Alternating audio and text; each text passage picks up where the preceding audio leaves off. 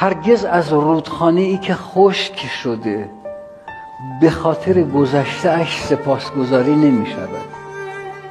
خودتان را برای دیگران آرام آرام ورق بزنید، چون اگر تمام شوید سریعا می روند سراغ دیگری.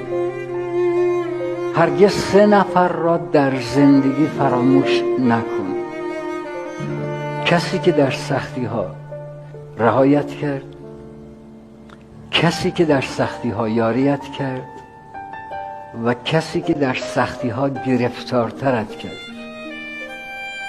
هرگز از جلو به یک گاو، از عقب به یک خر و از هیچ سمتی به احمق نزدیک نشد.